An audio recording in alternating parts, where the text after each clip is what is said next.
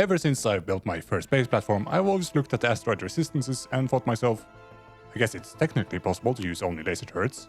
And it's finally time to see if that's true. And to be clear, I'm like 100% sure it's possible, but I'm also wondering if it's possible to look stylish while doing it.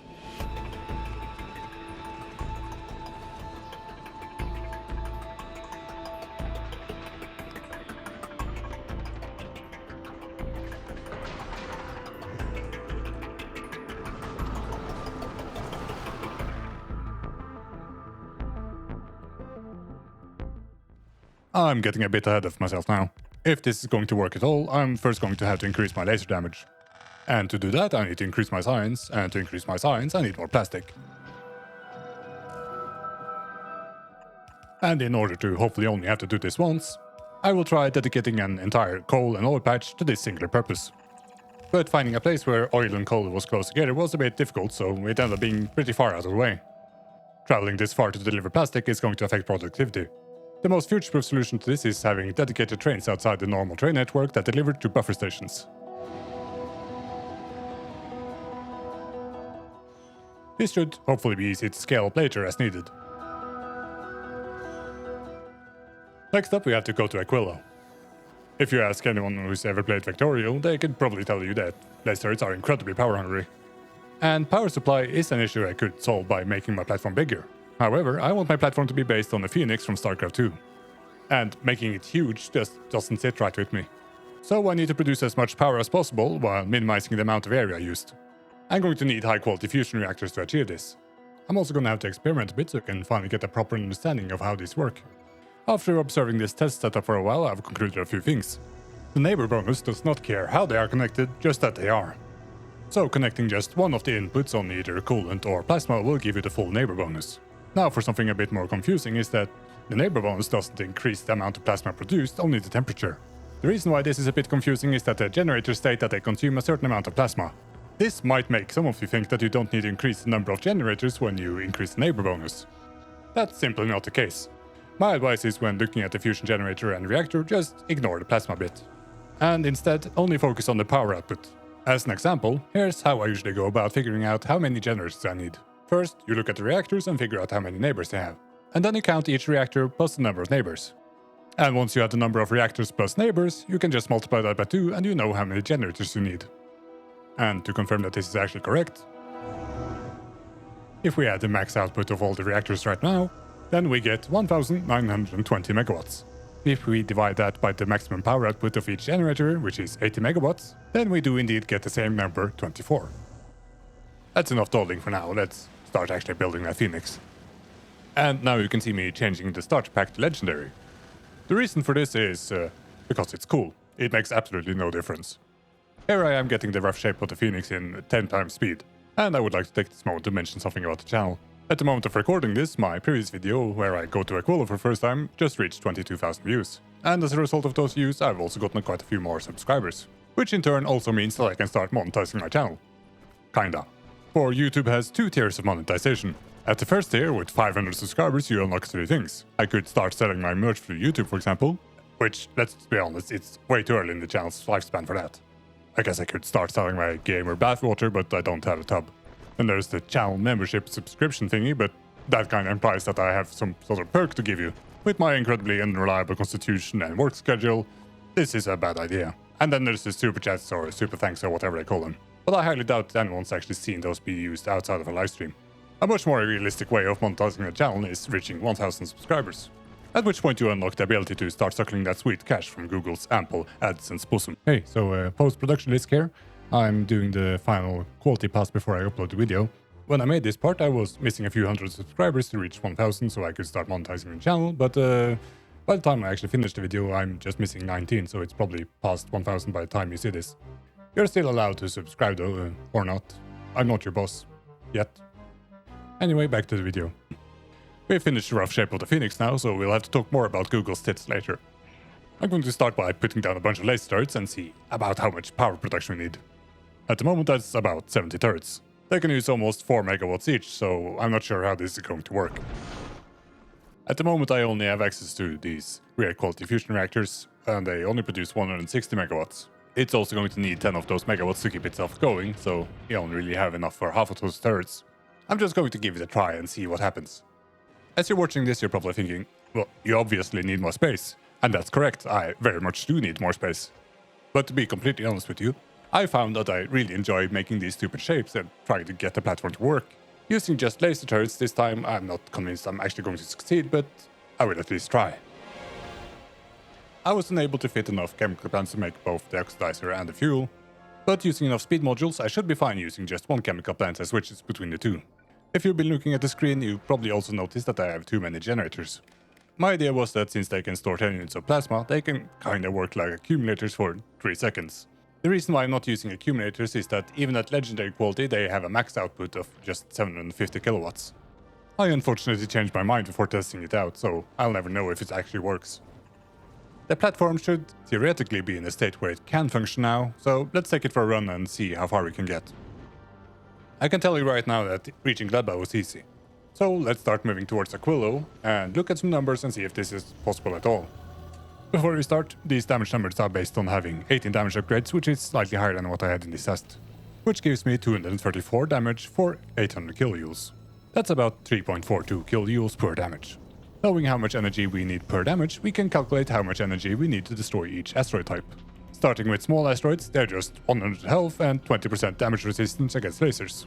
That 20% resistance means we now need 4.3 kilojoules per damage, which comes out to 430 kilojoules. The turrets of course can't consume less than 800 kilojoules per shot, so it's going to be 800 no matter what. When you go to medium, the next size of asteroids, we immediately see a huge spike in the energy needed. They now have 400 health and 90% damage resistance. And if you count the energy wasted on overkills, we spend 14,400 kilojoules per asteroid. It's also important to remember that when you destroy an asteroid, it splits into smaller chunks. Large asteroids, which is the asteroid type you start encountering when you approach Aquilo, have 2000 health and 95% damage resistance. So now we need almost 137 megajoules just to break up one single large asteroid. And if you want to include destroying all the chunks that are left by the large asteroid, you're looking at about 190 megajoules. At this point, things aren't looking good to be honest. But we should still mention the huge asteroids as a formality. 99% damage resistance and 5000 health means we now need 1.7 gigajoules. And this one is of course also going to split into smaller chunks, so we're probably looking at well over 2 gigajoules. Let me give you some context on that. In the previous episode I built a nuclear reactor using only epic quality components. It looks like this and produces about 2.1 gigawatts of power. This is how much power production we would need to destroy one huge asteroid per second. Luckily, fusion power is more compact, but still, if we were using this entire platform just for power generation, I don't think we would have enough. The platform's trial run eventually ended when I found out that you shouldn't have more turrets than you can actually supply. At some point the turrets gobbled up so much energy that the fusion reactor no longer had what it needed to keep the reaction going. But I haven't given up quite yet, I just need to do some more research I think. So first of all we need to know how many asteroids to actually expect to encounter per second. Which we will know in a moment since the game has these handy graphs in the game. For example, at 30,000 kilometers you can expect to encounter a certain some number of asteroids per m. Does anyone actually know what that means? Well, you got me. By all accounts, it doesn't make sense. I suspect I'm going to have to do a little side quest to figure this out. First of all, I need to make the data more consistent. After a bit of digging around in the game files, I found this asteroid spawn definitions file. Here I could pretty easily change how the asteroid spawns to make it more consistent. After these changes, I started up a new save file so I could use the editor mode to get the data. As you can see here, the changes are actually reflected in the in-game graph now. When mousing over the graph it says 7m, but looking at the position of the line, it seems to be a rounding thing and it's actually between 6 and 7. There is also these dips at the start and end where it goes down to 3. I tried doing some stuff in a calculator and I think the effects of this is that now the average distribution for the entire journey is very close to 6. I now used a platform that was 50 tiles wide and then researched all technologies a few thousand times. This should ensure that we are able to destroy every single asteroid that shows up. And lastly, I want the average speed of the platform to be close to 100 kilometers per second. You might see that the speed is not actually 100 right now. That's because your speed is reduced for the first half and increased for the second. Now, it's about time we gather some data. I'm going to set the game speed to times 64 and have the platform travel between Gleb and Folgora. What we want to see now is how many medium asteroids are destroyed on average per minute.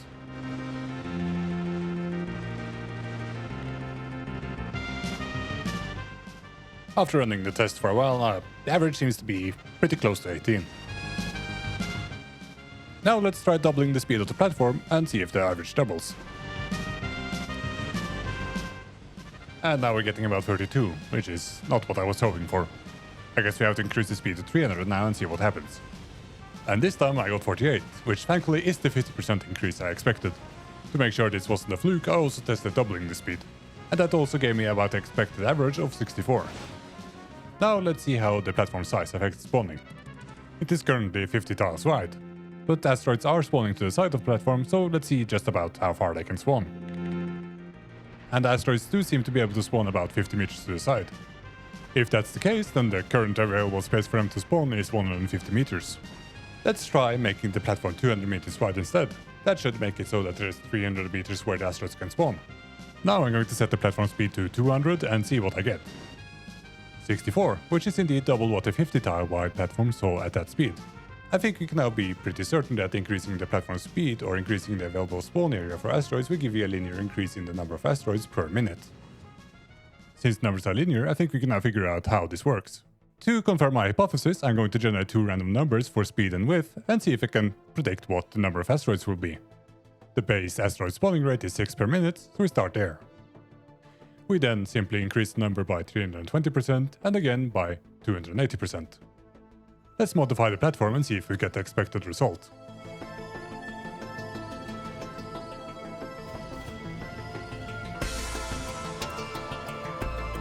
Why? Why is the number wrong? I was so sure I had everything figured out. Oh, I used the wrong number for speed. One moment.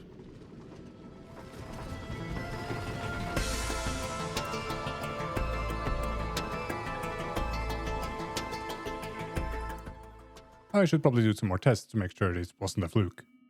So I tested modifying only the speed, modifying only the width, and modifying both the speed and width. I tested all of those things 5 times and then made note of how many asteroids I encountered. And to me, the line looks pretty straight. But still, there was something that didn't feel quite right. I did some more in-depth tests regarding the width of the platform. Every time I increased the width, I took 2 samples, then at the end I averaged everything out and then checked how close those numbers were to the average.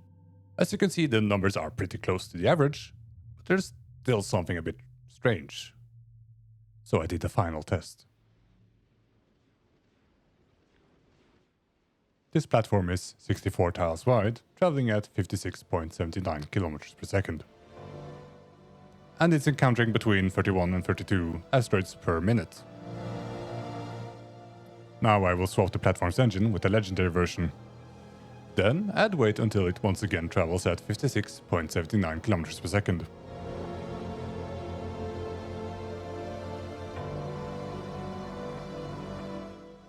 Now we have a platform traveling the same speed with the same width, but longer and with a different engine. And indeed, as I suspected, we're now encountering almost 100 asteroids per minute. So that means by some incredible fluke I managed to calculate the correct number using the wrong method earlier. I guess I have to start over again and figure out what's actually happening. I made the platform wider, which severely affected the speed. It would now travel the same speed as before with substantially less weight, and it now encountered a lot fewer asteroids.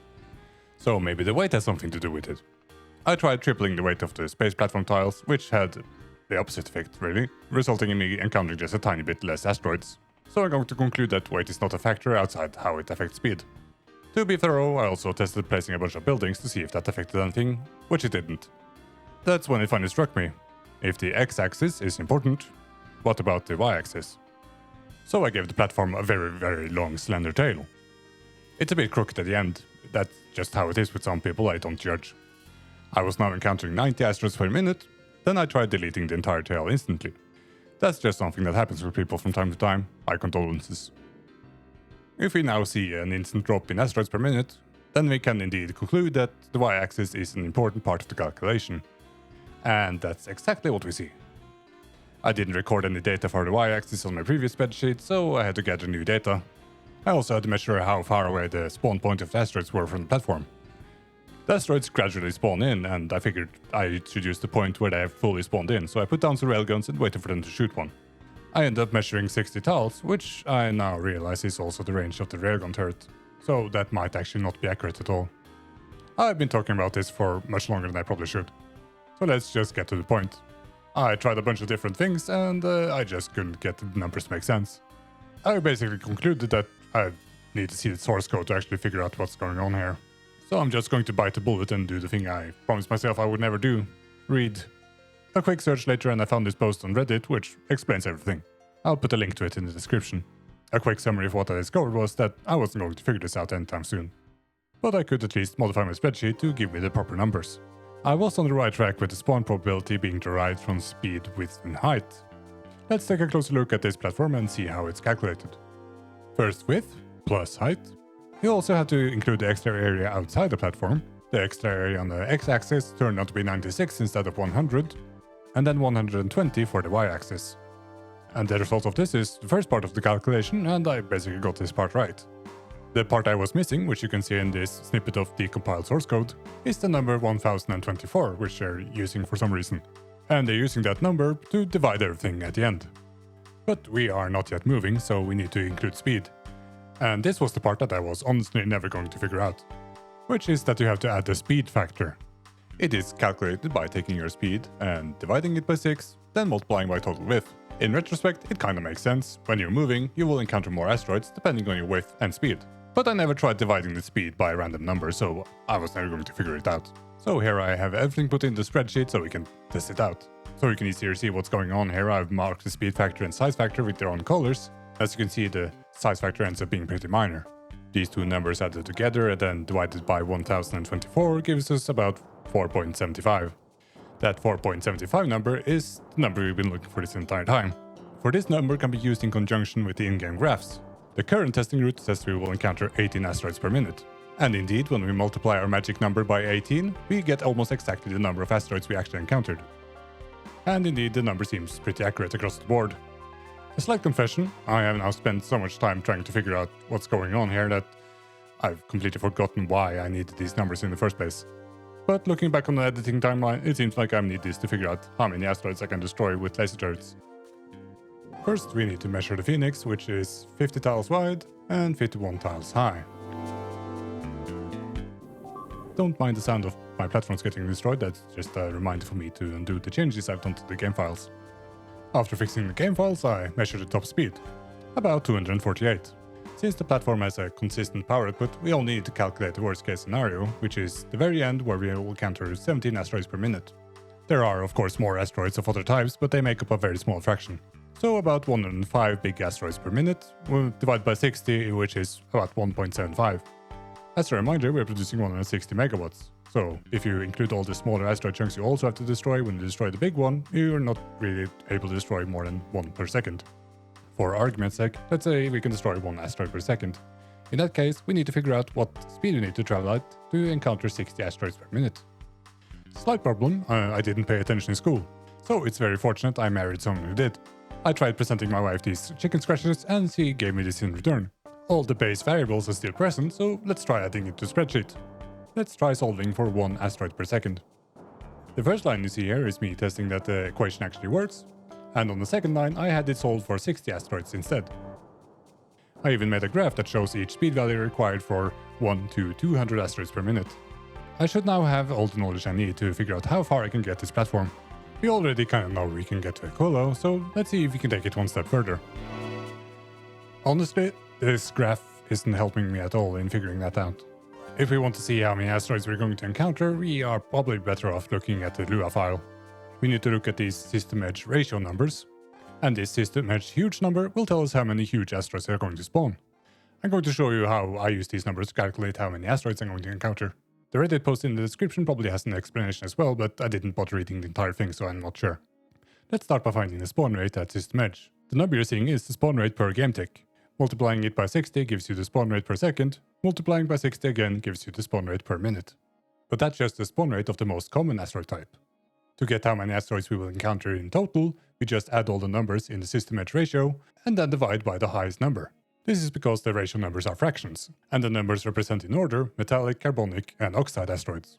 The highest number will always use the base spawn rate, but metallic with the number 3 will use 3/5 of the spawn rate. Put simply, the total spawn rate for asteroids in this case is 10/5, so we just multiply by 2. But there's still one final thing that you have to remember. There are 2 layers of spawn rates. The number 4.5 is the spawn rate for the destination. The game also adds an extra spawn rate for the journey. This extra spawn rate isn't used for the first and last 10% of the journey, which is why you see those big dips. But, to put it simply, at 90% of the journey, the extra spawn rate from the journey will be equal to that of the destination, so we can just multiply the number by 2. This means that the base spawn rate at the worst leg of the journey will be 18 huge asteroids per minute. A conservative estimate for destroying a huge asteroid and its chunks is about 2 gigajoules. Let's once again do a conservative estimate of about 12 seconds per asteroid. Let's consult the spreadsheet and see what speed that lands us at. So, a very favorable estimate lands us at minus 1.3 kilometers per second. I'm kinda starting to suspect that this might be impossible.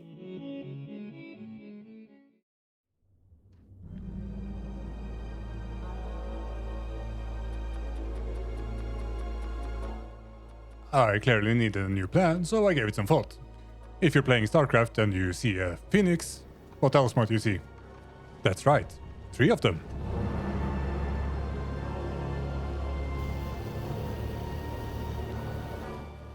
By letting the 2 new phoenixes produce fuel and oxidizer, the last one can be dedicated to power production. So we can now produce 4 times as much energy at the cost of making our platform 150% wider. Unfortunately, this is still going to limit our speed to below 20. But if I, let's say, were able to replace these generators and reactors with the legendary version of themselves, then my power generation could potentially reach 1 gigawatt. Accounting for the new size of this platform, that would put us at about 35 kilometers per second. That would have been great if just reaching the system edge was the goal of the game, but I of course want to reach the shattered planet, so let's see what our odds are. For now, let's just assume a spawn rate of 800 and not even care about the fact that Prometheum asteroids have twice the health. And I can immediately say that things are not looking good.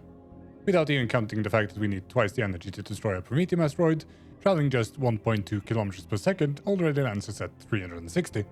Not gonna happen. As a sanity check, I started a new game, then researched all technologies 100 times to see how much damage my laser turrets would do. 1480. That is over 6 times as much damage as I'm currently doing. And while unfortunately multiplying my damage by 6 wouldn't be enough, there's an even bigger problem. Namely that reaching this level of laser damage would require so many science packs I don't know how to express that number properly. But I'm hoping that this footage of the number violently emerging from Gleb's chocolate starfish will make things clear.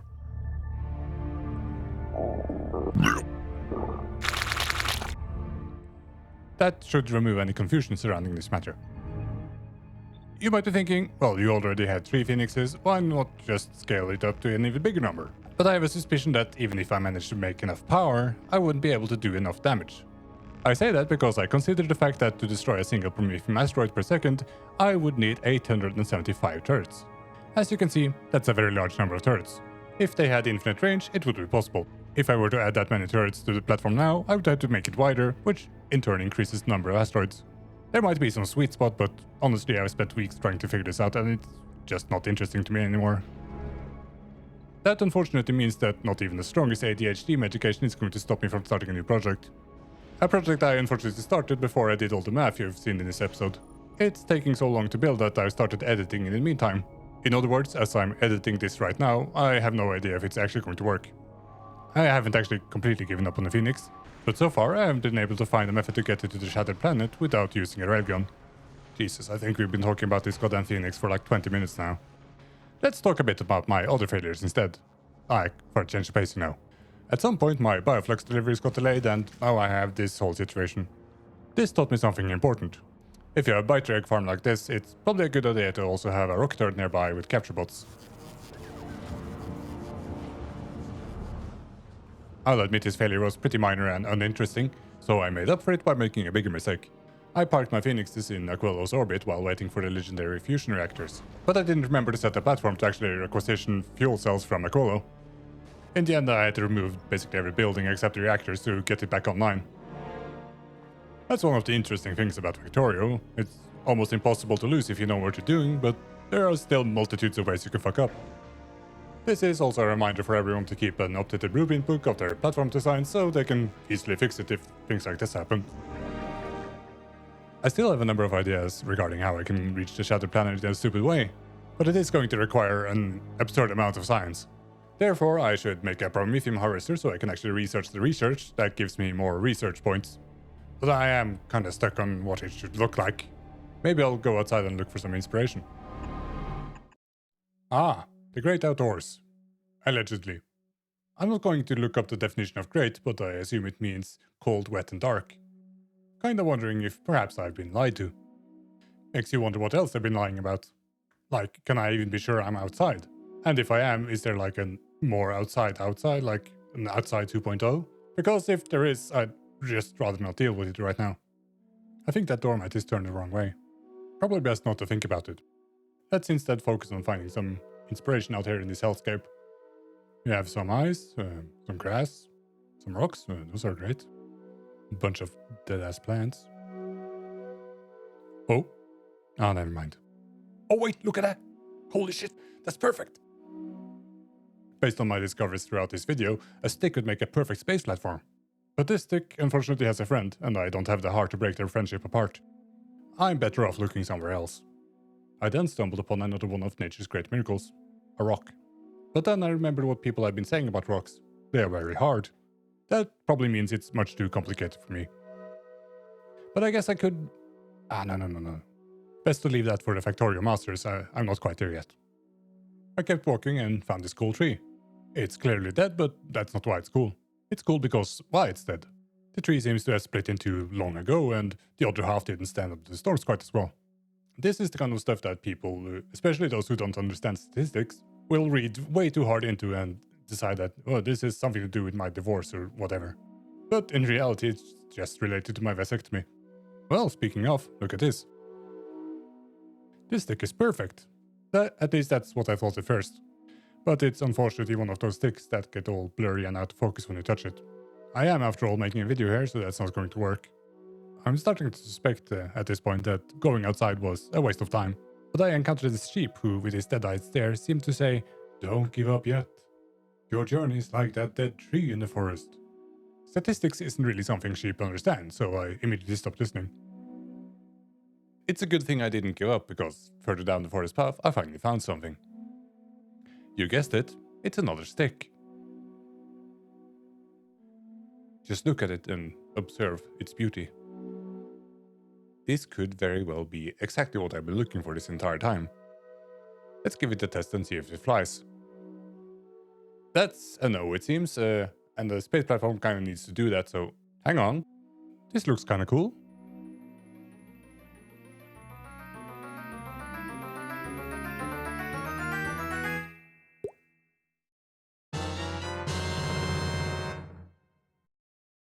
You know, this might be even better than a stick. It's shaped in such a way that it should probably be able to penetrate deep into the bowels of outer space. It has a bit of a smell though, so I'll take it home and wash it.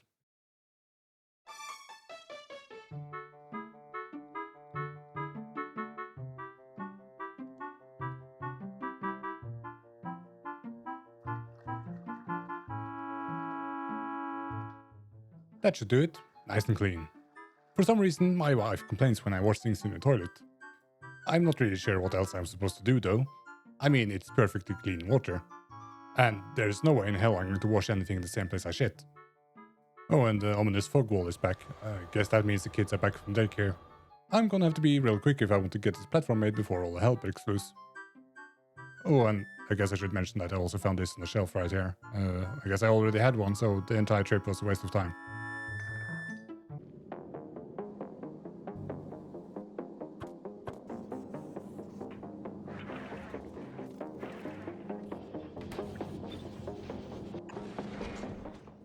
That looks about right.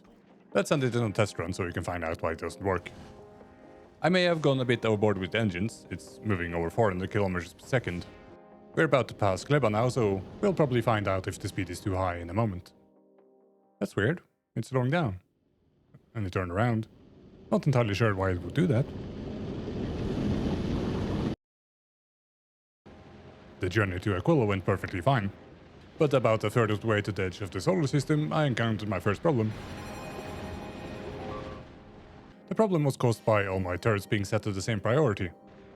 all the rocketers were so focused on shooting down the oxide asteroids that I kind of forgot to shoot down the rest. At first I just added more rocketers. It wasn't the best solution, but it did work. Once we exit the solar system, we'll start finding Prometheum asteroids. Once we destroy those and get the Prometheum chunks, we can make the final science pack. The chunks do take up a lot of cargo space, and the science packs have to be made in space, so I modified the platform so we could make the science packs while it's traveling. Making them is a bit of a hassle, of course, because you need byte regs, which puts a time limit on the whole thing. This in turn also means you have to be careful not to exceed your capacity to produce... what? What's going on? I've never heard that sound before, and now my game is frozen. Let's see if I can turn the UI back on. Victory? What the fuck do you mean by victory? You have beaten the game by dispatching an interstellar space platform. So you're trying to tell me that the win condition of Factorio is just reaching the system edge. Which means that I could have beaten the game with a Phoenix, but now I've instead beat the game with a goddamn butt plug. You know what? Fine. I'll send the godforsaken Phoenix abomination to the system edge and we'll just pretend like the butt plug never happened. In order to adjust the speed of the Phoenix to an appropriate level, I'll just use that timer that counts to 200 and then wire the timer to a pump that's allowed to pump if the timer is below a certain level. Also made another optimization, which was using lower quality turrets on the edges. This lets us waste less energy on asteroids that aren't going to hit us anyway. Even though we calculated speed to be about 35, that number is just based on our power production. But we are unfortunately now limited by the damage of the turrets, so we have to run it at a lower speed just to be safe. And I didn't really feel like babysitting this for ages, so I settled for an even lower speed so I could do something else in the meantime. Just a measly 2 hours later...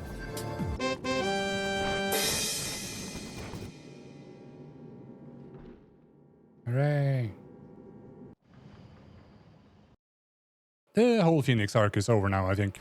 The Phoenix was originally just supposed to be a tiny part of this video, but getting it to do what I wanted became a bigger and bigger problem. And yes, I actually didn't know that reaching the system edge was the actual win condition in Factorio. So I was genuinely disappointed when I accidentally completed the game with a stupid platform that I was just building to experiment with Prometheum harvesting.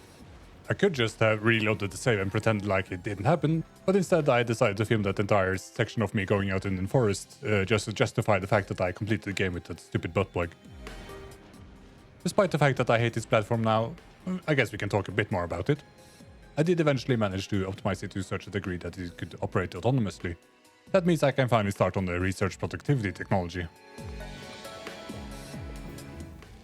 That also unfortunately means that I now have to go and fix Volgora and Gleba. But Volknus is fine.